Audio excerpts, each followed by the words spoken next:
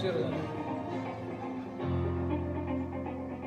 ¿Qué tal? ¿Qué tal? Buenas tardes, ¿cómo están?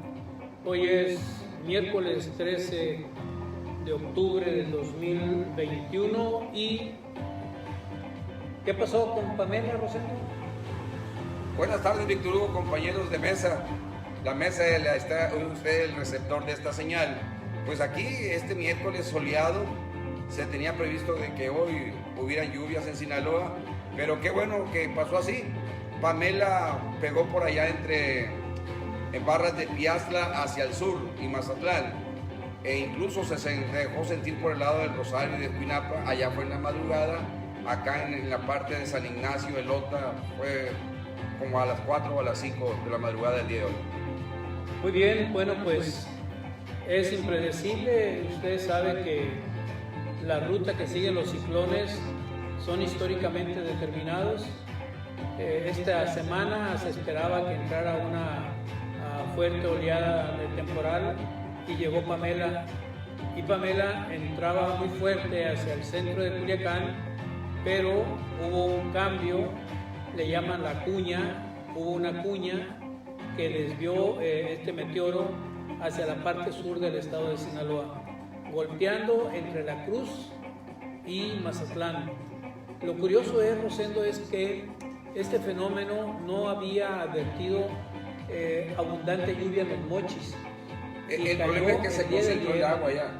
Una cantidad tremenda de agua en los Mochis y vientos muy fuertes en Mazatlán, menos agua que en los Mochis, y aquí el centro del estado sin agua y sin aire.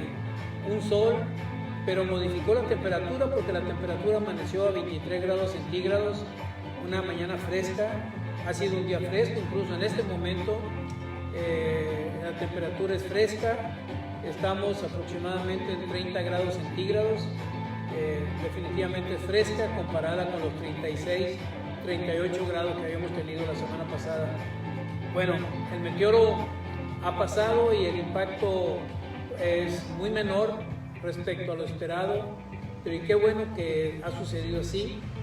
El día de ayer, importantes columnas de camionetas de la Comisión Federal de Electricidad, algunas unidades grandes que transportaban generadores de electricidad y al parecer todo está pronto a volver a la normalidad. Árboles caídos en Mazatlán, en Dimas, en estas regiones, pero comparado con lo que se esperaba, diríamos, estamos tranquilos. Fíjate que es una región que fue azotada por otro huracán, y en este caso los daños se localizaron precisamente en Coyotitán. Yo hace 15 días estuve por ahí, me tocó ver en la parte afectada. Es un arroyo que se convierte prácticamente en río y siguió el trayecto hacia Dimas, precisamente en un punto que se llama Duranguito. Ahí rebasó la carretera, una carretera local, y tierras que eran de cultivo. Daba tristeza ver que dejó puras piedras, pura piedra bola. Este tipo de situaciones pues le va mal a esa parte, porque no hace 25 días que tuvimos ese fenómeno meteorológico que dañó esa región. Debe de tener algún atractivo. Hay pocos cerros a la altura de Elota, está muy despejado, y en el caso de Ahome Mochis, pues decía que iba para la parte norte, pero allá fue lluvia en cantidades muy fuertes, de más de 1 metro de altura en partes de la ciudad. Ahome Mochis en sí tiene un problema, está muy plano, no tiene salida, no tiene pendiente. Entonces, para sacarlo han construido drenes. El último fue el Dren Juárez, pero no fue suficiente para darle salida. Hay cárcamos, y desgraciadamente algunos cárcamos son los que sacan agua, incluso bombas charqueras de las que utilizan para la agricultura. Uno de ellos se dañó y ocasionó pues daños patrimoniales, vehículos, todo lo que tiene que ver con enseres, estufas, refrigeradores y salas, todo eso se perdió. Muy bien, bueno, pues ahí está lo que causó también advertencias a la política pública. Protección Civil, Gobierno del Estado, instituciones de educación suspendieron actividades ayer por la tarde y hoy todo el día en el estado de Sinaloa.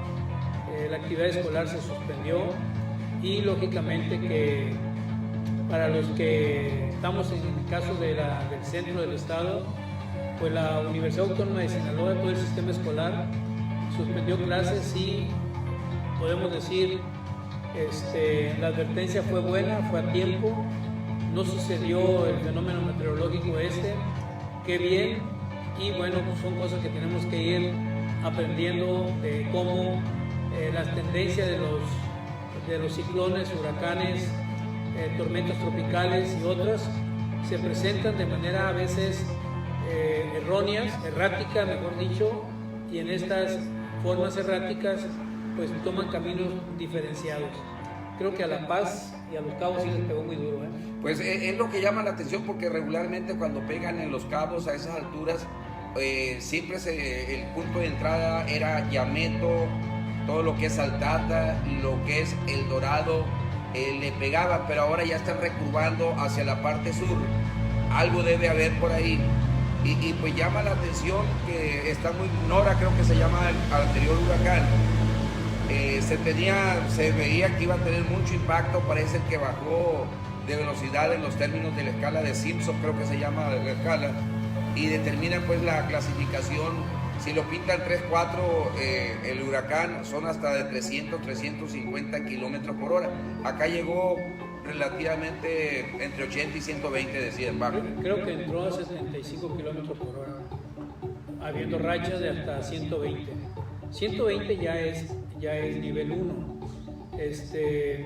nivel 2, y lógicamente que pues aquí hemos tenido mucha experiencia a lo largo de la vida del comportamiento de estos fenómenos meteorológicos. Fíjate que los niños se enojan cuando falla el sistema meteorológico, pero qué bueno que no pegó con la intensidad que se tenía. No le pega a la parte de Culiacán ni la parte sur, sí daña el sur del estado de Sinaloa, pero bueno, es mejor que no sucedan las cosas porque hay mucho daño. La parte agrícola está muy ya preparándose los terrenos, el daño patrimonial que se sufre con las casas, y si hay inundación pues se pierde todo y volver a comenzar de cero. Y en el caso es que el sistema de presas en Sinaloa está en conjunto alrededor del 57% de la capacidad de las presas, pero hay 3 presas muy importantes de Sinaloa, entre ellas la Sanalona, que está al 100% de la capacidad. Faltan los arrastres que traigan los arroyos y ríos que vienen del estado de Durango, de Chihuahua, porque el meteoro corre hacia allá y estará generando mucha lluvia. Hay agua suficiente, el problema es que con mucha humedad el frijol se daña. Dijo el titular de la Conagua que en vías de preparación de la posible tormenta y la lluvia estaban desfogando 20 metros por segundo. Hay datos estadísticos aquí de la cortina de la presa derivadora, donde se junta el río Tamazula y el Umaya.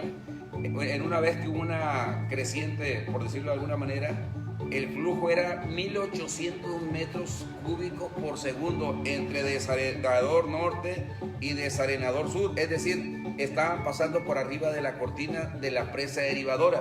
Y bueno, pues ahí te quiero ver Nabolato, toda la parte que está en las márgenes de los ríos, pues sufren afectaciones. Afortunadamente no le están soltando agua ahorita, está dentro del canal, dentro de los parámetros permitidos el flujo de agua que le están soltando. También tenían problemas con la presa del Salto, en la que está allá por el Lota, por el lado de la Ensenada, que esa sí decían que en esa parte iba a caer más agua, pero que también el flujo iba a ser controlado. Muy bien, bueno, pues este efecto ya hay gente que está respirando tranquilo, me refiero a Valle Alto y todo el sector de ese canal que atraviesa pues lo que era la tierra de cultivo de Bellavista. La presita, Bacurini, Bellavista, Las Vegas. Bueno, pues ahorita ya están tranquilos porque simplemente no vino esa agua. Hay un fraccionamiento que se llama Acueducto y la verdad ahí están con el Jesús en la boca cada vez, pero parece ser que hicieron algunas obras, no hubo suficiente agua como para que generaran inundaciones, pero la que se vieron en años anteriores, hace unos 5 o 6 años, pues no, sí, dañó 2 años. Mucho. La del 19, 2 años. Sí. 1,5 metros de altura del agua. Tapaba los carros y los carros algunos hasta flotaban. Muy bien, son tiempos de irnos despidiendo del ciclo de lluvias. Octubre termina hoy, esta semana termina el ciclo de lluvias, aunque puede sucederse a otras lluvias, pero más esporádicas, pero con esta semana termina el periodo de lluvias y empieza ahora sí que lo que el viento nos dejó, ¿no?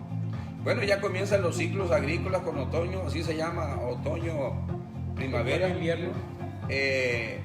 Otoño, invierno, pero hay un detalle, fíjate, el anterior se llamaba primavera-verano, hubo restricción de agua, pero como están las presas, esperemos que se haga una buena programación, pero al estilo, todo en exceso cae mal, muchas veces no siembran por exceso de humedad y se generan hongos en los cultivos. Como está sucediendo en este momento. Bueno, dejamos el fenómeno y pasamos a lo que puede ser también de interés, el asunto de la política, Rosendo. ¿La política política o la política agrícola? No, la política. La política, asunto público. De interés público. Que tiene que ver precisamente con la declaratoria que acaban de hacer, y llama la atención que Coparmex citó a la cúpula del PRI, a la cúpula del PAN, a la cúpula del PRD, los sentó y les dio el guión político para actuar. La Coparmex los sentó, Rosendo. Estamos hablando entonces que el poderoso sindicato de empresarios de México... ¿Castañón o quién es? Sí, Castañón. De Hoyos. Hoyos. De Hoyos Castañón, que sentó a la cúpula política de los partidos de oposición y les dictó el comportamiento de unidad va por México.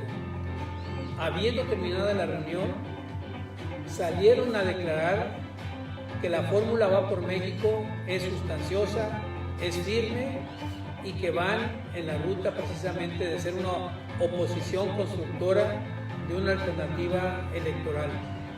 Pero tenía que ser la Coparmex los que lo sentaran y eso ya es muy significativo, Rosendo. Mira, en la derecha puede haber diferencias, pero están unidos en lo esencial. Aquí el asunto va por México, no va muy bien, ni le fue muy bien. Entonces eso no es garantía de que vayan a oponerse como tal al momento de estar legislando, de estar dando pero el debate. Si no van juntos, les va peor. Sí, pero hay un detalle importante, Víctor Hugo. Ya se había dicho claramente que hay que diferenciar lo que es el interés público por resolver los problemas del pueblo y el interés privado mercantil que va por la ganancia.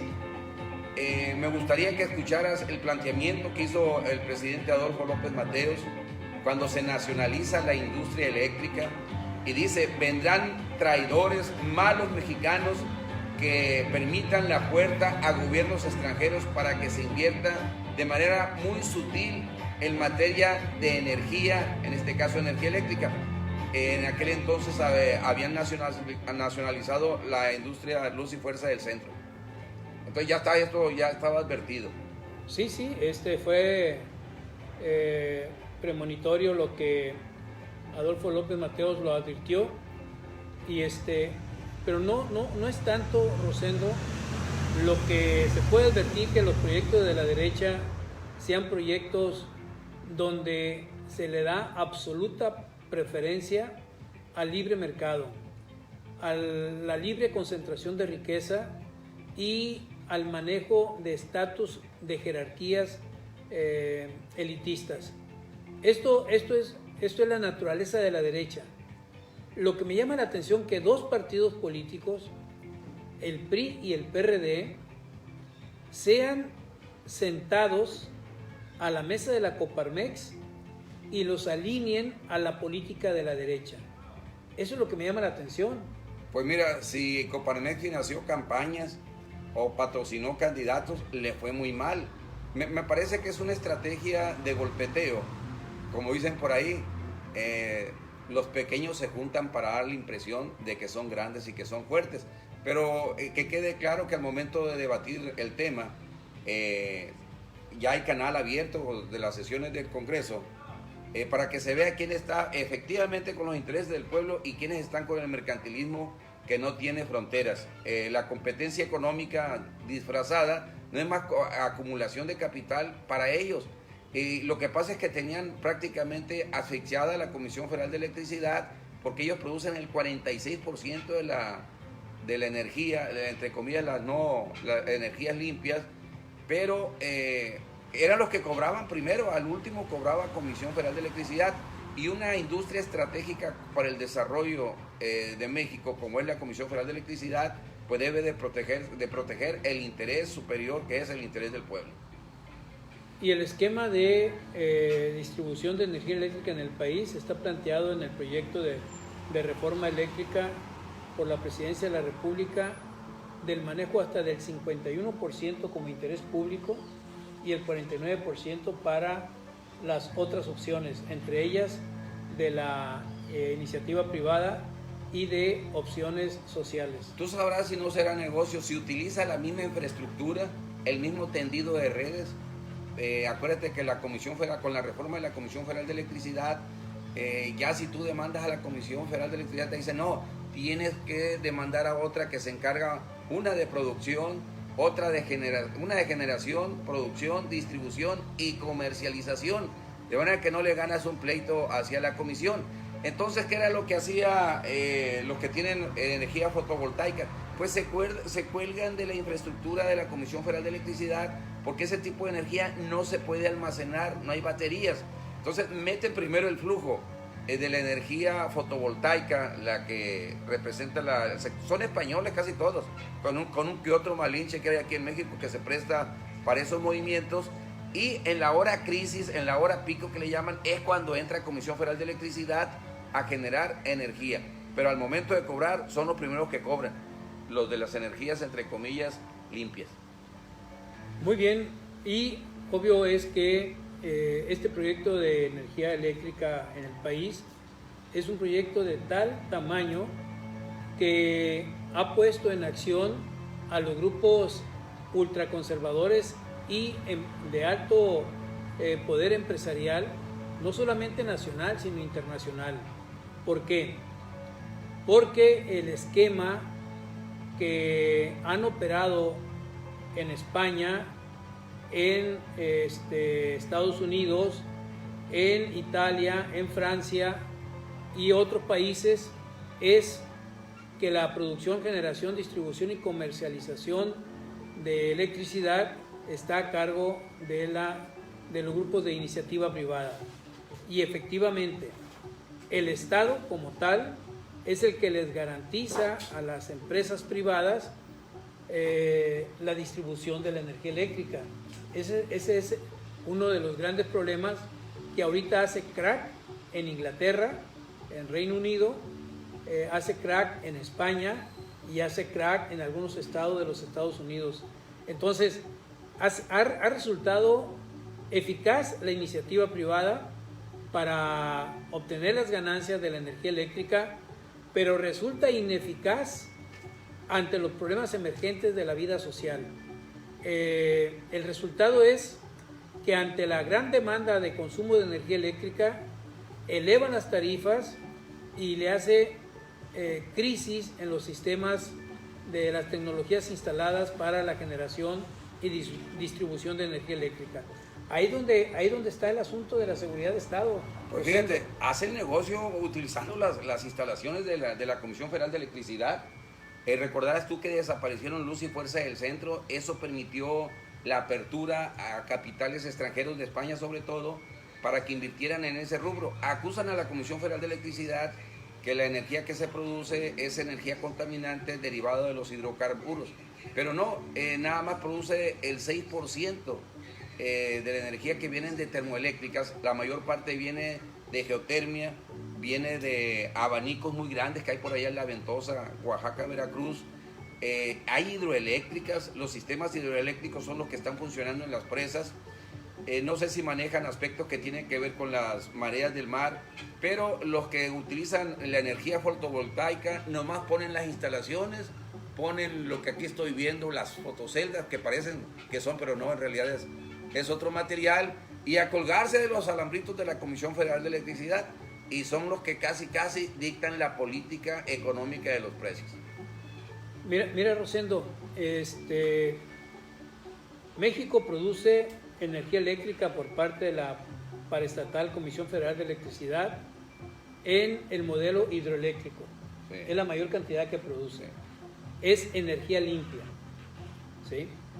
Esta energía limpia le llega al 60% de los hogares en México, lo cual significa que la Comisión Federal es la empresa en México que mayor genera electricidad limpia, así para que pongamos las cosas en claro. Claro, está la eólica, que es muy importante. Sí, pero fíjate una cosa, Rosendo, aquí es importante. ¿Cuántas hectáreas se necesitan para instalar plantas eólicas? Las eólicas son propiamente, tú has ido para Estados Unidos por la parte de acá de Tucson, ves unas... Sí, pero se dedican ¿cuántas hectáreas?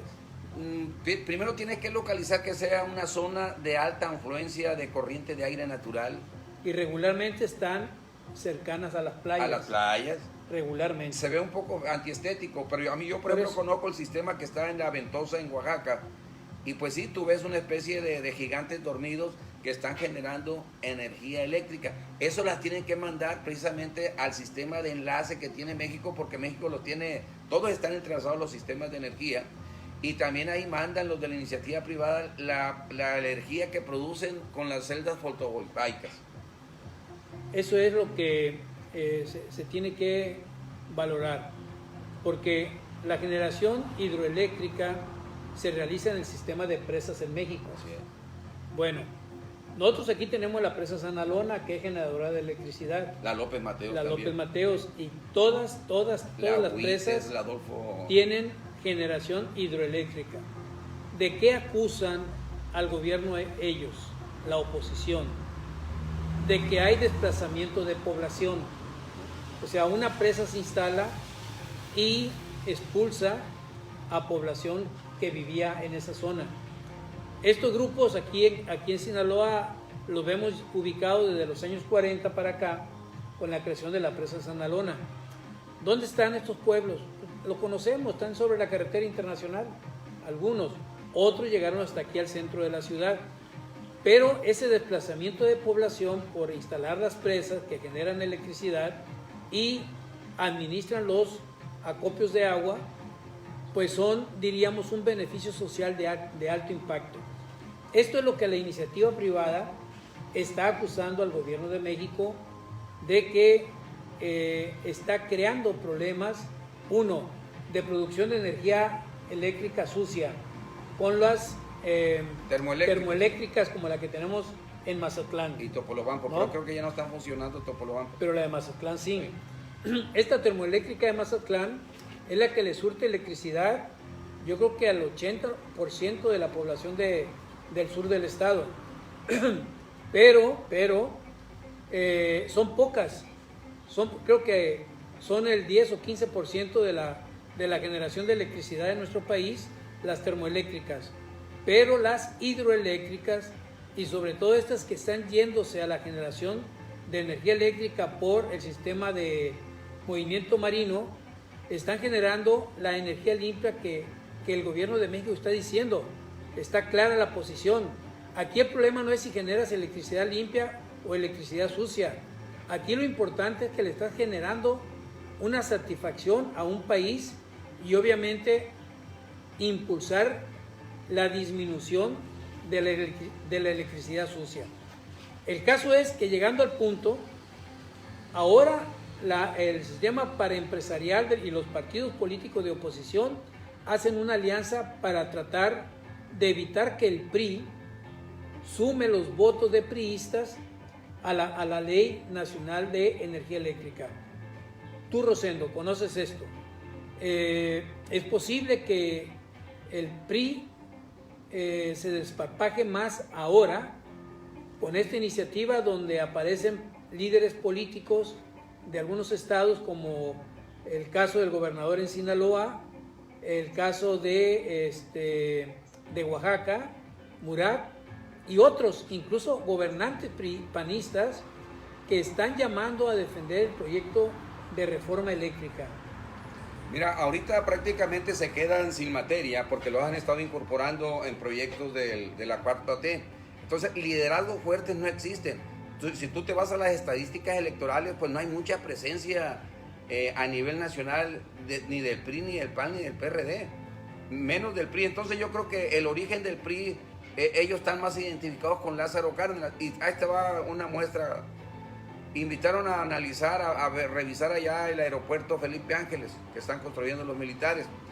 Iba una diputada del PRI, pues luego quedó sorprendida con la obra y se dio cuenta que es para beneficio de México. Ella ya cambió de opinión y así como ella, habrá varios diputados y diputadas que se sumen al proyecto que está identificado con una de las principales causas, en este caso de la expropiación petrolera, de la reforma de electricidad, y que bueno, en la formación ideológica del PRI existían esos principios. Bueno, pues hay otros temas que son para poner en énfasis en lo que significa las preocupaciones de la vida social y política. Escuche la cortinilla esta y regresamos.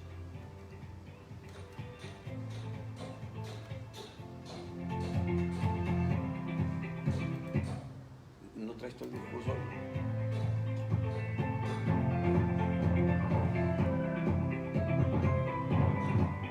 El discurso de López Mateos no lo traes. Está circulando en los... Sí, lo tengo, pero lo tengo allá grabado. Bueno, hay que ponerlo con la claridad que habló. El tamarindo es un ejemplo de los retrasados, ni siquiera ahorita lo digo.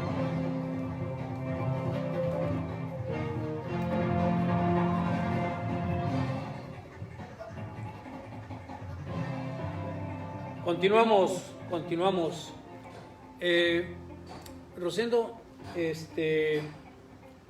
ibas a decir algo del poblado Tamarindo. Villa Adolfo López Mateos, hay un decreto del 59 de Víctor Hugo donde expropian 250,000 hectáreas que van de aquí del Infonavit Humaya hasta Pericos y vete por todo el trayecto hasta el Tamarindo, Arretes, por aquellos rumbos, precisamente para darle cabida a los desplazados de la presa Adolfo López Mateos. Estuvo en el 62, si no mal recuerdo, el presidente Adolfo López Mateos y les construyó prácticamente un pueblo y a todo mundo le tocaron mínimamente entre 10 y 20 hectáreas de riego, niveladas, a diferencia de las que tenían en sus pueblos de origen, que es parte de Culiacán y parte precisamente de Badiraguato. Incluso las calles del Tamarindo responden al nombre de sus lugares de origen. Alicama, por ejemplo, hay una calle que así se llama, y les dieron casas ya construidas de bloc, terrenos muy, no eran reducidos. ¿Eran de 40 por 40? Casi, si no 30 por 30, pero tenían hasta para sembrar hortalizas. Y les cambia la forma de vida a la gente. Y así vas a encontrar a lo largo del estado. Está el nuevo Conitaca, enseguida del Espinal, que responde a la presa del Comedero. Está Pueblos Unidos también. Y bueno, es gente que se dedica a actividades agrícolas y si dejan su lugar de origen, no lo pierden del todo porque se dan su vuelta de vez en cuando, pero hay avance en su condición económica. Sí, por eso les digo, todo sobre la carretera internacional, observamos todos los pueblos que se han movido, reubicados, pero ya no es lo mismo, Ya cambian los esquemas. Ya no es lo mismo. Por ejemplo, en el caso de la presa Picachos, que es una presa chica, pero es un caso donde los mercaderes haciendo negocio con la población, y creo que además es la mejor experiencia de mayor éxito de población nativa que impidieron que se apropiaran de la presa los grupos empresariales, y fueron ellos formando la cooperativa las que echaron a andar los proyectos de desarrollo en la presa Picacho. Me recuerda a Atilano Román. Sí, con Atilano Román a la cabeza en todo esto. Descansa en paz, asesinado en una cabina de radio. Así es mi tierra, se llamaba. Sí. Y pues quedó en su tierra. Le llegaron hasta la cabina. En ese tiempo él estuvo presente aquí en Radio Guas. Recordarás tú cuando hacía sus marchas. Sí. Había otra compañera, la Chachi creo que le decían. Y San Marcos, Puerta de Canoa, Juantillo, el Guamúchil, el Placer, todos esos pueblos quedaron bajo el vaso de la presa y pues estuvieron luchando. Pero esto es lo importante. generaron un proyecto productivo basado en los principios del cooperativismo. Esa fue la parte importante. Es decir, le dieron un sentido social. Completamente. La presa es de quien la trabaja. Ahora sí que la presa es incluso, de los que vivían. Construyeron palapas para turismo ecológico. No palapas, Rosendo. Hicieron instalaciones para turismo. Sí. Y lo están administrando todavía. Ellos están trabajando esta parte. Producen la lubina. Sí. Además, tienen cultivo de lubina en tinas, okay. En tinas, y desarrollan precisamente todo un concepto de turismo ecológico. Así que un saludo a la gente de la presa de Picachos, a la cooperativa Picachos. Pero hiciste una entrevista para allá, subiste, me parece. No, allá estuve. Allá estuviste. Trabajamos con ellos. Como universidad fuimos sede del encuentro del cooperativismo pesquero. Además, fuimos contacto para una organización de la Organización de las Naciones Unidas para el impulso de proyectos de cooperativismo. Es decir... algo que se venía perdiendo, el sentido social. Exacto. Y ahora, esta experiencia, el maestro Rubén Rocha Moya, que entrará en funciones el 1 de noviembre, deberá de revisar esta otra economía, que no es la economía del mercado competitivo, es lo que se le llama la economía social. Es la economía que le llaman economía de cooperación y colaboración para el desarrollo. Esta es la parte que debe de impulsarse en todas las esferas de la actividad social. El concepto de cooperativismo viene del tiempo de Lázaro Cárdenas, fue cuando surgieron las 43 cooperativas pesqueras del sur de Sinaloa. Bueno, aquí sí, pero el cooperativismo viene de Alemania. Es una organización del siglo XIX, a propósito de este pensamiento del socialismo, la formación de las mutualidades, las asociaciones de mutualistas y el cooperativismo. Bueno, se aporta trabajo y esfuerzo, claro, ese es el capital. Y la ganancia no se ve como ganancia, sino se ve como distribución de utilidades. Pero México es un país muy atrasado en este esquema de organización, muy atrasado. Te puedo decir que en Europa, en el Producto Interno Bruto, el cooperativismo logra tener una participación entre el 20 y el 30% del Producto Interno Bruto, y en México no llega ni al 2%. Creo que una de las experiencias, y tú lo has de recordar, Rosendo, es la cooperativa la cooperativa de refrescos Pascual, ¿sí?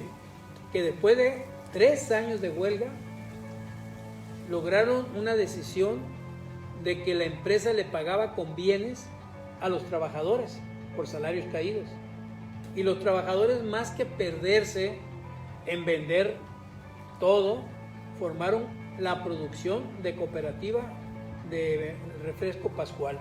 No, refresco Boing, el Boing. Pascual Boing. No, Pascual Boing era la empresa. Y la empresa reclamó el derecho de propiedad de marca. Tú ibas a la Ciudad de México y regularmente los veías en todos los movimientos sociales, al grupo del sindicato. Y el sindicato sabía el manejo de todas las etapas del proceso productivo del refresco. Y bueno, pues es un ejemplo de cómo funciona. En Escuinapa hubo una cooperativa salinera que producía hasta 25,000 toneladas de sal. Lo estuve leyendo. Y surtían los principales centros de Guadalajara. No sé por qué parte desapareció, pero era un ejemplo que sí funcionaba. Y la forma del cooperativo en la producción y generación de energía eléctrica, Rosendo, es una vialidad posible para que caminen las zonas rurales. Es posible generar esa energía eléctrica y obviamente vendérsela a la Comisión Federal de Electricidad, pero es un desarrollo de los pueblos, instalando ¿qué? Fotoceldas y las eólicas también. Es el sentido de darle uso a la tierra, que por cierto en México tenemos mucha montaña, tenemos mucha tierra. Desgraciadamente el 85% del territorio nacional es inservible para la producción de alimentos. Pero ¿qué tal si tienen litio? Bueno, esa es la minería, Rosendo. Hay mucho oro, hay mucha plata, hay mucho litio, hay muchos metales, hay mucho zinc, hay mucho metal, pero las minas no es opción de beneficio al desarrollo de los pueblos. Contribuyen con el 1%, creo. Sí. Entonces, si tú le ofreces una expectativa de generación de electricidad a los pueblos, pues ahí está una entrada. ¿Por qué? Porque ¿cuántas vidas rurales cerriles tenemos alrededor? Tan solo ubícate en la presa Sanalona y voltea alrededor y vas a encontrar que atrás de la presa es vida cerril. Había 236 comunidades aquí en Culiacán en el 2011. Exacto. Que no encuadraban en el concepto de ciudad, sindicatura, comisaría, villa o ranchería. Bueno, pues ahí está para que nos escuche el candidato, bueno, ya no candidato, el gobernador electo Rubén Rocha Moya, que en Sinaloa se ocupa una visión de desarrollo de la economía social para la generación de todas las opciones. Por ejemplo, te pongo el caso. Hay familiares muy allegados a los funcionarios públicos, al gobernador, que cuando se desarrolla una propuesta de cooperativismo para la producción de la tilapia, porque el mercado reclamaba la tilapia y había muy poca producción de tilapia en las presas, entonces se desarrolló un proyecto de cooperativismo de tinajas, de las tinas, para la producción de la tilapia dorada. Pues sucede que el hermano del gobernador en ese momento, creo que se llama Octavio. ¿Te refieres a Aguilar o quién? Claro. Ajá. ¿No? Pues el señorón se le ocurrió importar tilapia china. Hizo inviable la producción esta ya. Por eso tiene que haber una política pública de protección, no solamente al patrimonio de los pueblos, sino también a la economía social. Fíjate que me ofrecieron a mí seis pilas de esas. Tienen un diámetro de 20 metros. Aquí están en el barrio. De 10 metros. Bueno, esas son de 20 metros. No puede haber de 20 metros. Son unas lonas, son unas albercas, tienen como 1,5 metros de altura. Sí. Están en Ayuné, cuando quieras ir a verlas, las vemos e iniciamos un proyecto. ¿Pero qué pasó con esas? La gente con la que se rodeó esta persona no fueron las adecuadas. Primero generaron camarón en agua dulce y le vendieron la idea que se le iban a vender a la Maruchan, y ni los camarones ni la Maruchan vio. Entonces ahorita tiene todo el sistema para crear langostinos o tilapia. ¿Quién lo tiene? Don Alonso Terrazas. Es un particular. Alfonso, ¿sí? ¿Cuántas tiene? ¿2, 3? No, tiene como 7 y me las ofreció, pero yo la verdad de ese ramo, como dijo el otro, no lo manejo, bueno, pero sí le entiendo más a lo demás. Pero hay una opción ahí. Alrededor de Ayuné hay otros pueblos. Sí. Entonces una fuente de financiamiento. Están los naranjos, los ciruelos, sí, claro, de todo esto. Carrizalejo. Entonces, la producción de la tilapia en estas pilas es una opción importante, necesaria y de urgencia. No necesitas generarle oxígeno, ellos mismos la generan. No, ellos mismos. O el pensamiento japonés, échale tiburones a los peces en las tinajas y verás que están en constante movimiento. Porque eso la he estado oxigenando. Bueno, tengan buenas tardes. Buenas tardes. Ya nos vamos. Pásela bien.